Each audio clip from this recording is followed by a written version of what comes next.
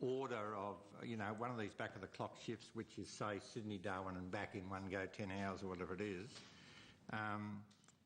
is there any guidance to you as a crew member that you should have 8 hours sleep in the previous 10 hours before you go on shift, you know, and that could be a bit of a pain if it's in the middle of the day, in the middle of summer sort of thing. But what's the requirement of the pre-work period? I mean, you might be out at the football or you might be down to wherever or you might be home in bed. That doesn't make any difference? We personally would think that it should make a difference, but the company doesn't have any requirement, nor do they teach us how to rest before a certain type of duty. We are just, I mean, it's... I don't know how you'd enforce it, but should they? Should they? May I take that on notice for now, and I'll get back to you with an answer on that. Senator Dunford. When you were trained, how many weeks training did you do before you became a flight attendant? 6 weeks. And what's the level of training now? I believe it is 15 days. So it's half the period? Correct. Is there a difference between those flight attendants who've had the 6-week course and the 3-week course, in your opinion? Yes, there is, because when I did the 6 weeks course, I was endorsed on one aircraft type, which was the Airbus A320. The crew that currently join Jetstar now are endorsed on both the Airbus A320 and A321. But the period of training is less, isn't it? That's correct. Do you think it makes a difference if there's less training, or...? Most definitely. In what ways?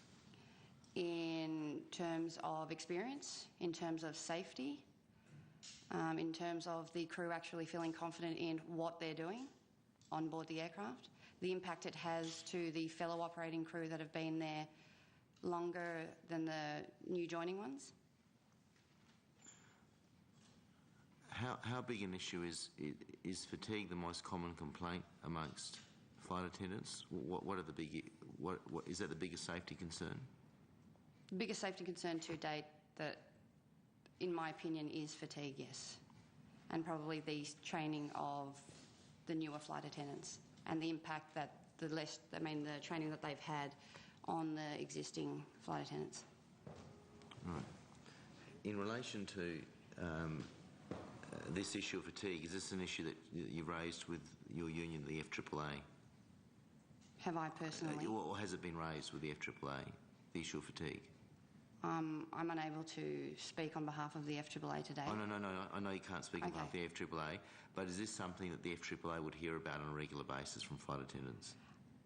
I wouldn't say on a regular basis. Cabin crew are quite fearful of using the word fatigue, and they know that Jetstar uses or offers them, should I say, or maybe threatens is probably a better word, fatigue management, should they express concerns that they are fatigued. And what does that mean in terms of fatigue management? What does that mean?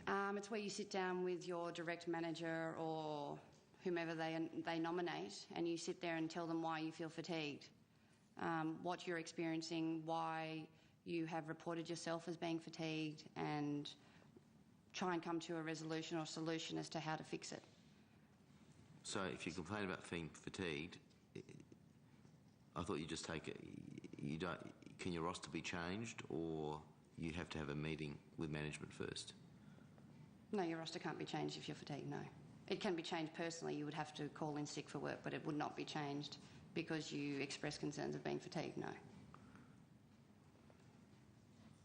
And have you had to have a sit-down meeting with them over fatigue management? No. Why is that? Because when I feel fatigued, I take a sick day.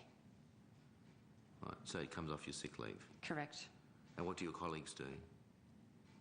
Some have voiced their concerns, but have come out sort of on the end scale of things after voicing their concerns. So most of my colleagues just take a sick day when they deem themselves unfit to operate. Right. And just going to the issue of the culture there, you have OSCAs, which are Operational Safety Company Advisory Reports, so they're filled out on a regular basis. Correct. Right.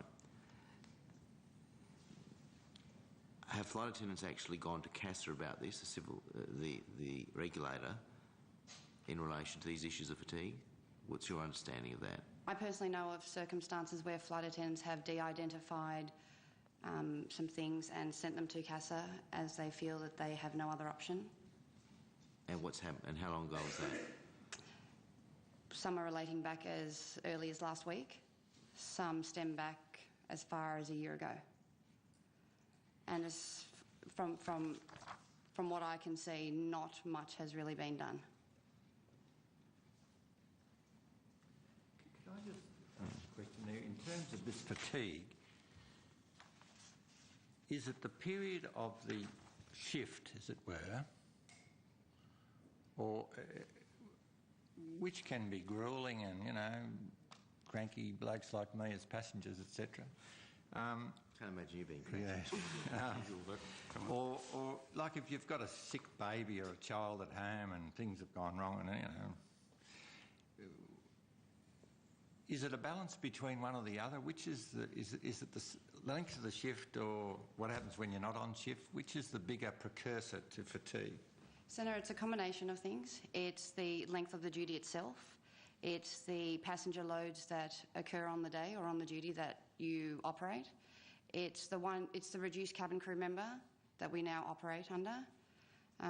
It's the circumstances that occur on board, and obviously what occurs in your daily personal life before and after work as well. Being kids having to be dropped at school or being picked up from after school care. So it is a combination of things. Can I just ask some questions? I wanted to get your impression of how the Jetstar systems work, and you've given us some examples of issues that crew members experience.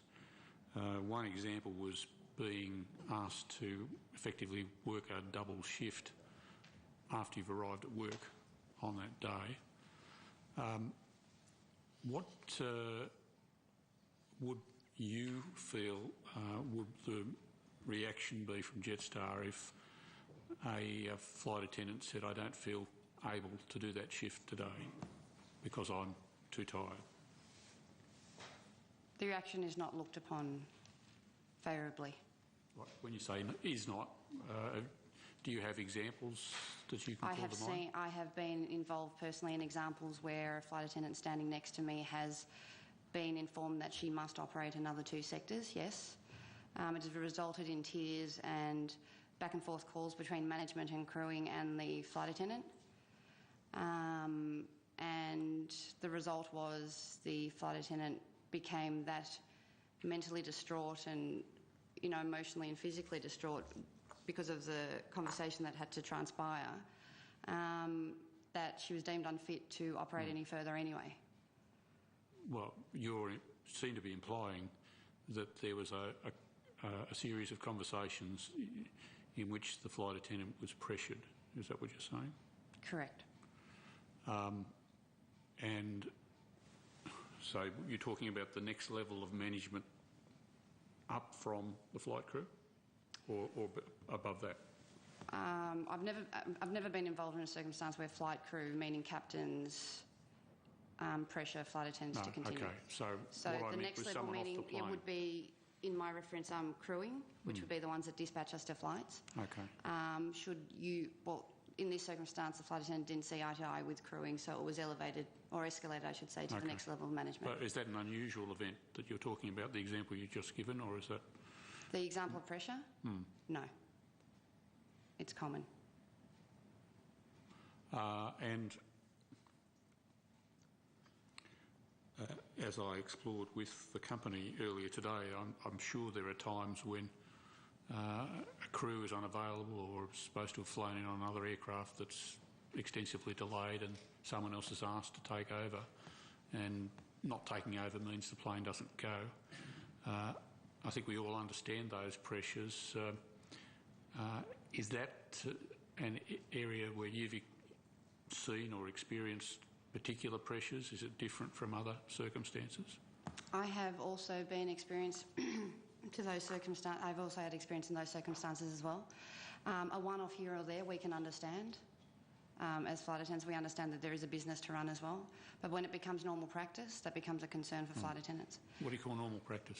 Well, when it becomes a couple of months back-to-back running of flight attendants being expected to extend beyond rostered duties on a daily basis, then yeah, that becomes a big concern to us. Okay, over a period of 2 months. Correct. So your experience is that for periods of up to 2 months, flight crews have been requested to work additional shifts or duty times to the rosters that were issued prior to those 2 months. If I may just clarify, cabin crew, yes. Cabin crew, yes. Okay, yep. Yeah. Yes. And what sort of average hours? It might be an add-on of a coolie return, which is another 4.5 to maybe 5 hours. That would be the minimum add-on. Yep. If not an Avalon return, or sometimes just one sector resulting in an overnight. That would be the minimum add-on. Right. So how many hours a month do you work? Under my contract, I am contracted to do 140 hours. And I think we've received evidence. Is that in a 4-week period? That's correct. Right. And the pilots are on 100 hours, are they? I wouldn't be able to comment accurately on that. So do you compare notes with other, like Qantas cabin crew? Are you familiar with what they've got to fly? You know, are they on 140 hours too? I wouldn't be able to accurately comment, no. I mean, I do have friends in other airlines and we compare in the fact where, you're out at coffee and you compare your hours and what you've been rostered for the month. But to sit down and compare figures and numbers, I have in enterprise bargaining agreements for purposes of negotiation, but that's as far as, the comparison goes. And do you occasionally have a yarn to the pilots? Do I? Do you say good day to the pilots on the plane? Of course. Of course. And do they tell you that they feel just as tired as you? Very much so, yes. And on these back of the flight arrangements, they have a rest period where they can nod off? They have that, yes. And so if you've had a bad, a sick baby or a sick child, been to the doctor, etc., would the rest of the flight crew give preference to a person who's had a difficult period in the lead up to the shift for reasons beyond their control? Do you have a little jump seat if you